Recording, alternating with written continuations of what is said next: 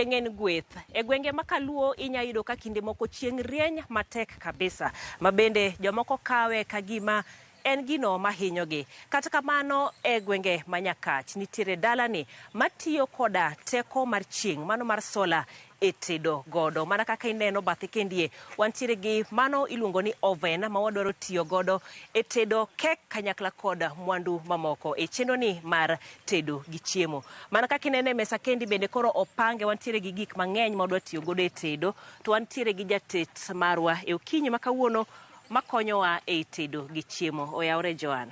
Oyawre Jayo. Erokamano ahinya kuom rwakowa kae. Inyalo mana ulori matut mondo joneno ng'eyi. An iluonga ni Joan Arwa, antiere dala mar Nyakach, to an wuon, an gi kambi miluongo ni Solar Fire Bakery, ma watiyo gi sola, ma waluongo ni light concentrator, ma watap the sun, teko mar chieng', sa asaya ma chieng' rieny, to wayudo godo liet moromo tedo. Chiemo mopogore opogore. En tedo ma itimo godo mana baking, gik moko kaka mkate, kek gini, koso wanya kata dualo kode kuon. Ang'o kendo mwanya timo? Sani wantiere mana gi oven. To oven wanyalo bake godo kek, mkati, biscuits, gik mopogore opogore ma oven mamoko gi nyalo timo. Ema oven mar chieng' ni be nyalo timo. Koro gisani utiyo mana kode baking. Stima, light, ang'o gini? Mago eko watiyo godo maybe ka wadwaro blend kata mix the ingredients, gik ma watiyo godo e tedo. Sama wadhi nyime bende pod obo medo nyisowa to ere kaka noparo mondo koro tigi teko mar sola e timo tet makamagi. Mano mana ka wago mbaka. Kata kamano Joan, gisani ang'o ma wadwa loso? Gisani wadwa loso rice cake. Rice cake en cake ma ok wati gi mogo mar ngano. Nitiere jok ma kochamo ngano to igi kayogi. Kata nigi tuoche mopogore opogore ma ngano ok winjre gi dendgi. Kata jok ma koro wacho ni koro ka watch weight to ngano out. Yes. Chapat, mandas, makate gini. Kamano. Koro pod inyalo chamo gigo, mak mana ni koro itiyo gi mchele. Okay, koro inya tiyo gi mchele, gik mopogore opogore, lakini kawuono to watiyo mana gi mchele kende. Koro ka ma mchele motiyo go.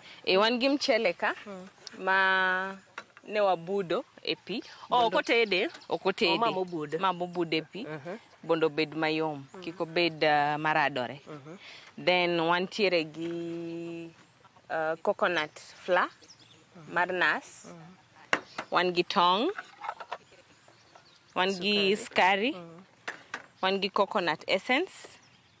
Wan gi margarine. Wan gi cooking fat. Wan gi cooking oil.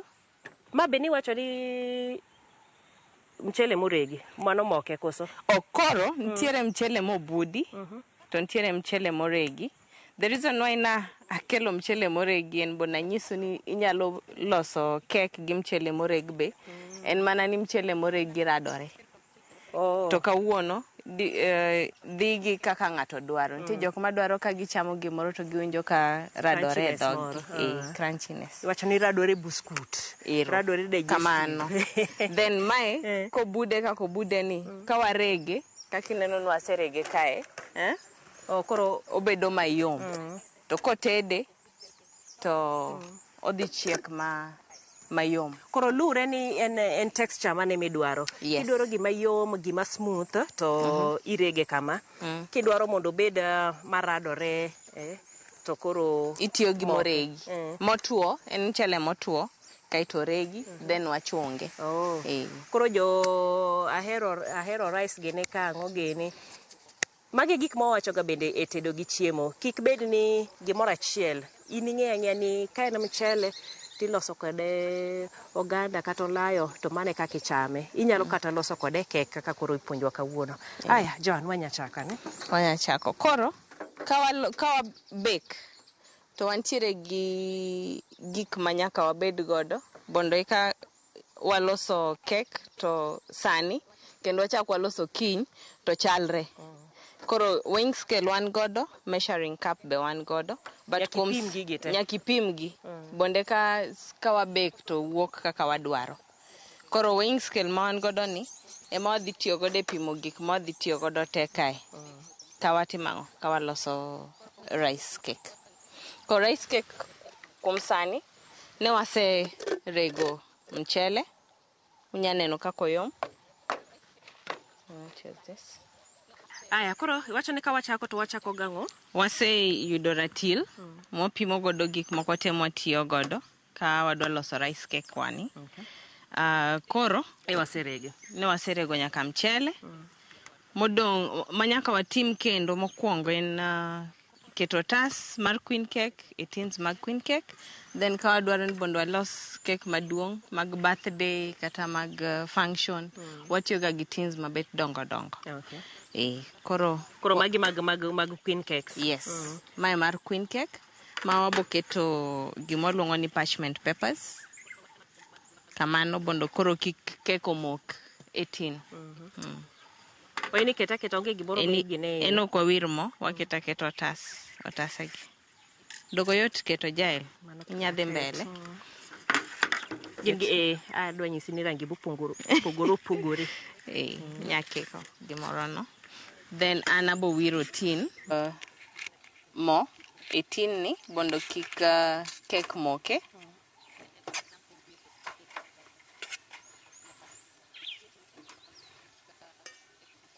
Koni to kwir. Mano to kwir. Peppers gi ok gini. Koro en rito mondo wang' cake odonje.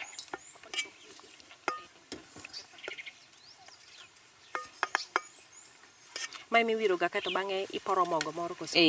Abo poro mogo matin. But kata kamano tini en non-stick. Okay. Ok ochuno ni wapor mogo, but ber kwa keto mana matin.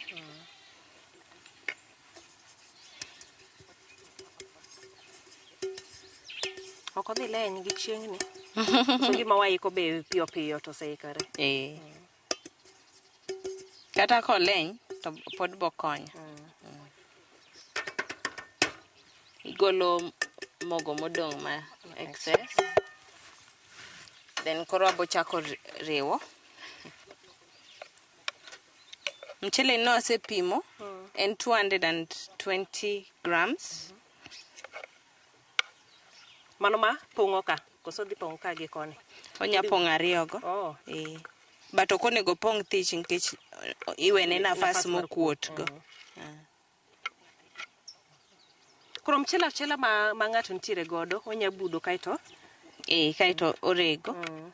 Ntiere dukni ma use mosereg chuth mayom. Korika akati bude pi. Kaito ichungo pigno oko. Ichungo. Inya golo pi. Kaito chaki pime. Bonde kinyal yudang'o. Makoro mae ntiere mogo mayom kabisa. Ne ng'at madwa tiyo mana gi mchele ne ot, en gi mchele te ntiere gi blender modwa tiyo godo. Onya budo mna mchele kamano. Kaito pimo gi dakika ba koso lure ni en brand mane mar mchele. Lure gi brand kaito lure be gi time. Ng'eni kibude mapiyo piyo to be pod dhi bedo ko radore. Yot ber ka koro idware ka radbo ko radre ahinya. Yombe kiko bed ma notedore ni koro oikore mar chamo cha. Then recipe wabo dwaro tong' achiel. Mano nyaka waket kando bonde kwa neka ober. Ka wanya kike gi mamoko.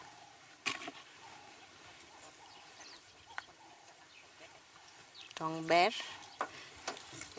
Koro next wabo pimo gik ma wabo dwaro bondo watigo. Pimo salad.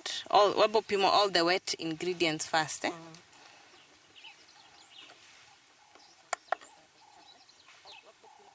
Hey, the sun. Can you do ready? Ka dware 40 grams. En 41 ka. To kadhi reduce nkech moko bodong e container.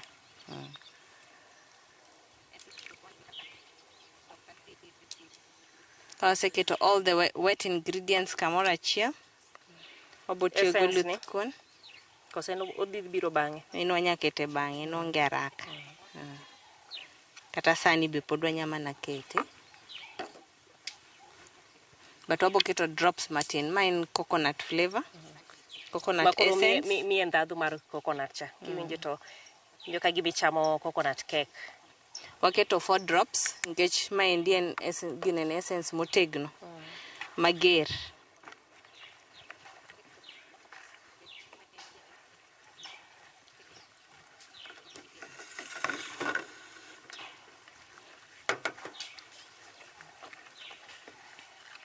Koro en irunde nyaka. Warude bondo the wet ingredients go te okikre. Mago gik matiyo godo e tedo magin pipi. Kawaseketo mano, koro wabo pimo skari, coconut flour, baking powder,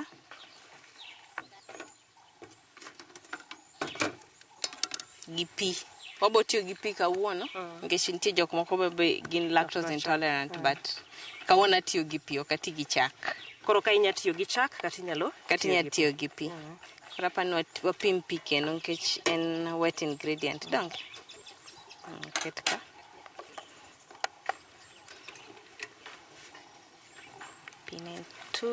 Pi en 230 grams.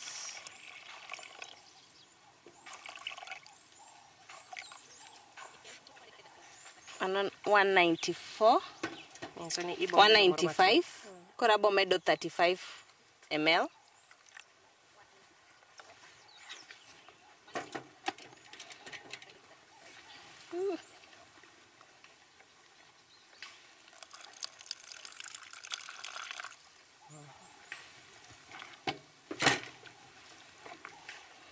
Okalo gi 1 ml, but mano ok dhi kethonwa. Then sukari. Koro abo gine ni sukari. Thothne ji chako ga gi dry ingredients, sukari, baking powder, mogo. Kokiolo moko gi. Then the next wabo keto sukari. Sukari wabo keto 50 grams.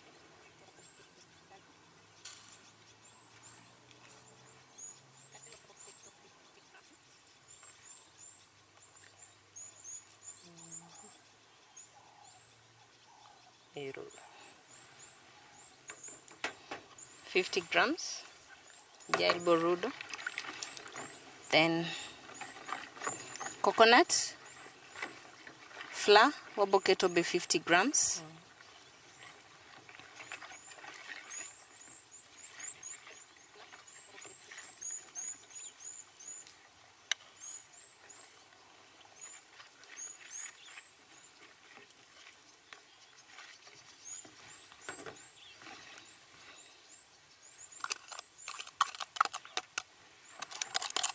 Abo chido container na nikech ingredients ga dhi dong' e iye. Koro kae mae mowinjo bed ni uru malokre. Modhi momakre koso? Mobed gi consistency mayom. Maonge mogo miolone? Onge mogo miolone. Mana mchele cha noromo. Nene ka chalo ke gima pod oleo. Mchele ywayo ga pi kitedo donge? To maendi ok en mchele motedi. Koro pod odhi ywayo pi mo oset kaka wadwaro. Kaka wamedo rude.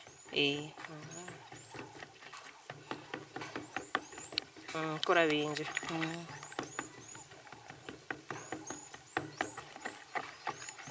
Rangine be koro wuok maber. Ochalo. En coconut. Coconut.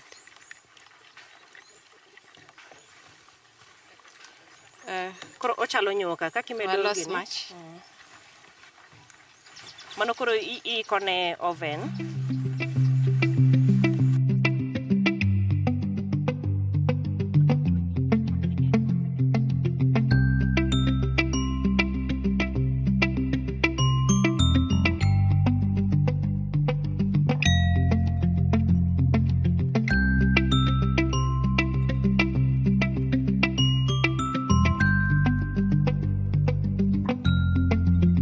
Wabo keto baking powder. Baking powder should onego bed 15 grams.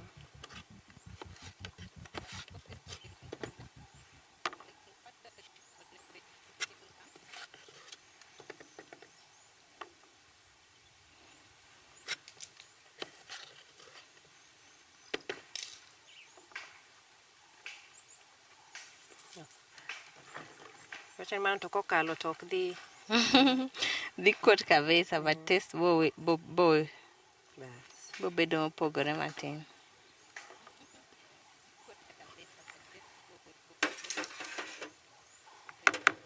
Vile to mali. Koro Joy niso matin ewi sola nini. Ere kaka ni ineno ni in koro ited gi sola. Ainya baking mabende timo. Sami wuoyo wi luongo ni Solar Fire Bakery. Solar Fire Bakery, nyingino nayudo from Solar Fire company, was a Finnish company at that time. Tinde nyingi gen Light Fire. Kana romo kodgi, to nayudo ka gigero machines mopogore Kenya ka, e jua kali wa Kisumu kae. Mana dhi malimo, ma ineno ka en machine madaer tiyogo. Makwayo gi bondo wati kanyakla. Okoro gine mane gipuonji. Gine mane timo ni setup. Gine mane gigere, but na neno ni ber bonda tera school apuonjra baking. Kokana puonjra baking teka ayao kambi ma iluongo ni Solar Fire Bakery. Makoro waloso cakes, mkati, scones, biscuits, cookies, mopogore. To wause bei ma locals nyalo nyiewo, jonyakach. Use gwenka. Wause gwenka. E dukni, e stalls, e mier. Kate schools. Koro intie gi jopuonjre mabende itiyo godo ka. Yes. Ji adi kama? An gi ji auchiel. Ntiere duka ma wan godo Kisumu. Ma kwase loso gigi te twatero to giuso kocha. An gi duka dala koni. Mabe kwa wasitieko tedo watero kuno. Koro duka ka duka nigi ji ariyo. Then bakery kae be wantiere gi ji ariyo. Okay. Mago jok mipuonjo duto te mondo. Mago jok mapuonjo te mondo obek. Aya, wenya pime ane. Koro wabo pimo gi. Wabolo gi e baking tin ni mar queen cake matindo. To kwa dhi pong'e nyaka malo bondo wamiye nafas mar kuot. It's hot. Sama chieng' onge to koro bedo nango. Kindego kutim baking koso. Ka chieng' onge to wan gi backup. Oven ni oger gi materials motegno. Ma wanyalo tiyo, wanyaketo jiko, luongo ni charcoal backup. Kawa loso nkech nyaka walos pesa pile. Jotich nyaka chul. Nia en kinde koth koro nyalre. Ni wanindi. Onge. Wadhi mna tich mna ka kila ng'ato dhi tich. Koren maintenance ne is very easy. Materials are locally available. Kakineno watiyo gi kiyo ma wang'irego. Then chumbe gi beti wanyiewo gi hardware. Gin mopogore square tube, flat bar, and ginene bolts and nuts. Mago gin locally available. Mabe waneno ka poni gimoro ni loose to ibe ina gi screw mari. Onge gimoro ni luongo fundi. Onge luongo fundi. Wanyalo loso kendwa and very easy to manage. And onge aja bondo luongo fundi otim gima wan owuon wanyalo timo. Wanyatimo. To koyier ka indi chuo kata dhako. Ng'ato time atima. Kila ng'ato luor. Ng'ama da tiyo kodo ng'eni ene fundi.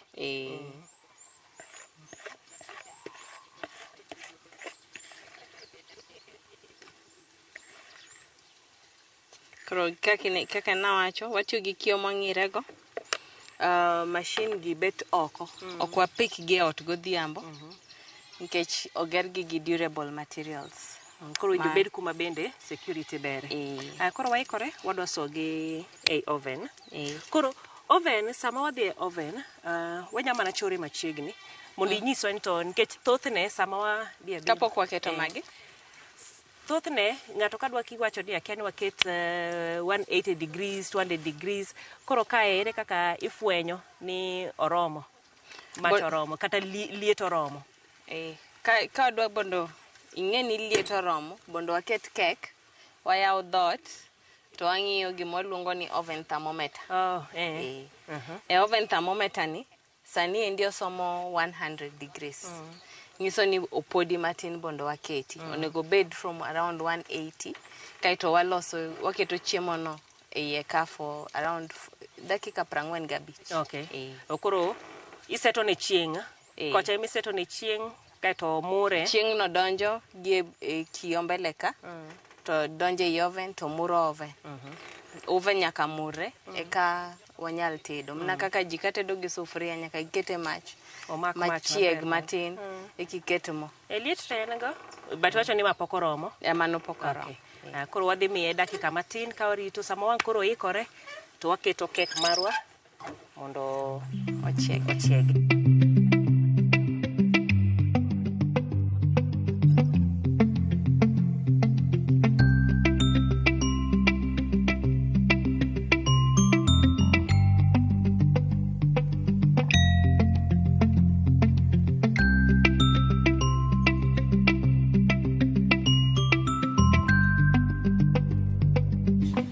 Koro saikore kendo oven marwa wasecheke kendo ochopo 180. 180 ma dwarore. Koro odwa ni mondo waket kekwa iye. Wacho ni dakika di? Dakika 45. Gabich? Yes. 45 kaito koro oikore.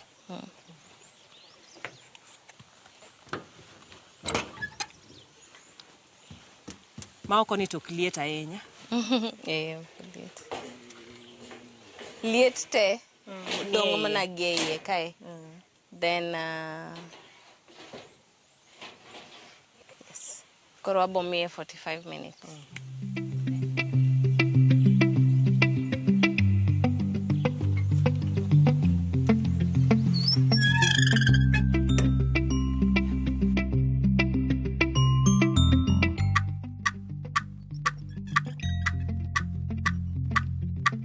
Koro dakika 45 oserumo kendo koro waselime matin. Sani koro chopo sama koro wagole wang'iyane to kek ma wasoe oven wani oven mar solar ochalo nade bochiek boikore ochal nade Joan? Iwacho no konya fuo. Wow, oikore. To liet. Liet. Kikiawe.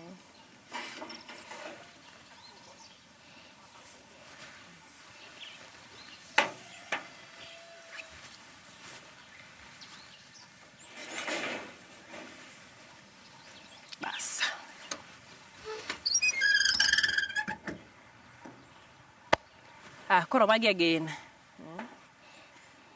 Gichiek mayom. Gi rangi maber. Rangi ne bewuok maber kabisa. Koro mae kaka koro ochalo finished product. Ma kek matin koni endien Queen cakes. Koro igologi ketogi e san koso? Warit mondi gikwe. Kaito ka waketgi e san. Okay. Koro sama warito gikwe kanyo koro Joan ne ng'ano ero ma diher ni bende ochako hala makama kata oti gi sola mar tiyo. Ang'o monyalo timo? Grube mopogore nikech ma Indian oven maduong' to waluonge ni commercial oven nikech obek mar ohala. En mar ohala. Obek products gik mopogore mang'eny. To kana nachako ohala ni ka ang'eyo ni adwaro oven maduong' maka tedo tatedo gik mang'eny dichiel. Maka golo tanyalo uso.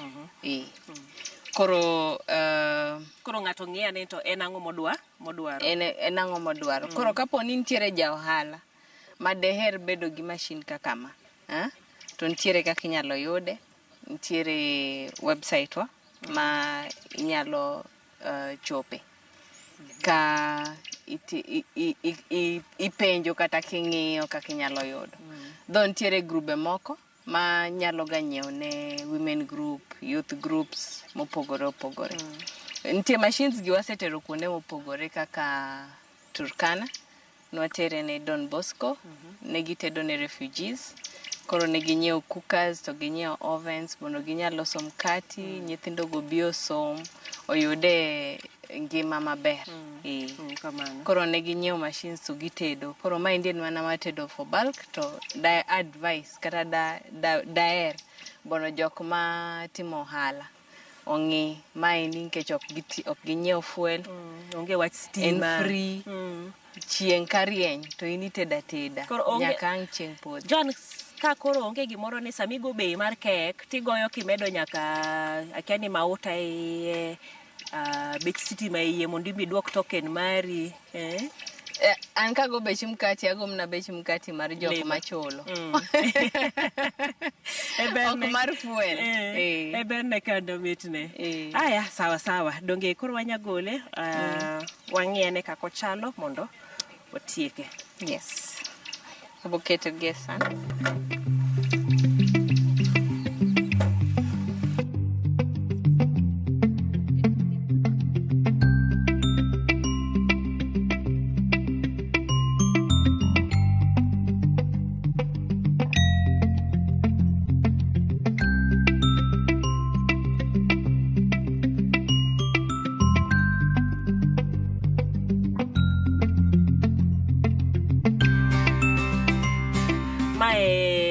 Rice cake, ma cake molos gi mchele. Koro mchendi ma intiere gode ot kanyo.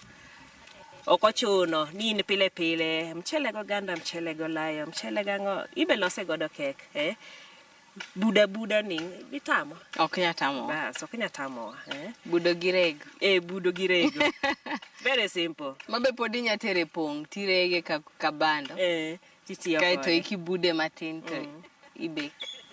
Chalna de jae. Oliet lakini omit. Gima here go ni onge sukari mang'eny. Kato mamedo ne mitne cha coconut. Iluonge ni coconut ang'o? Coconut flour. Chon kane watindo. Ne wachamo gimoro amora nyaka tas. Mae mitieko godo. Gima narito bondi wachi en ni boyware dhogi kaka ngano ma. En kichame to gima miwacho kidwaro ma crunchy cha wacho na maradore. Lakini ok oradre no numu kata oradre buskut yawa. Mane kaka nyakete. Ni oradore buskuta. John kapok waloro inya mana chiwo namba ni jok ma dwa tudre kodi. Nitie jok ma inya rwako mipuonjo bende.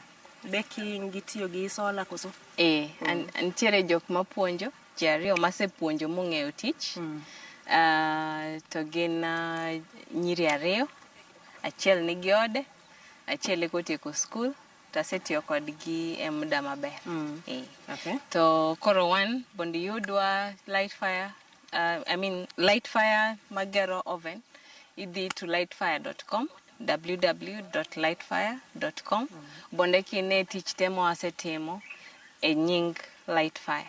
Machines mwasegero, jok mwasepuonjo, kawang'iyo mine gi nyithindo kata youth groups mopogore ma osenyiewne gi oven gi grube kaka World Vision, Plan International, groups, very different groups.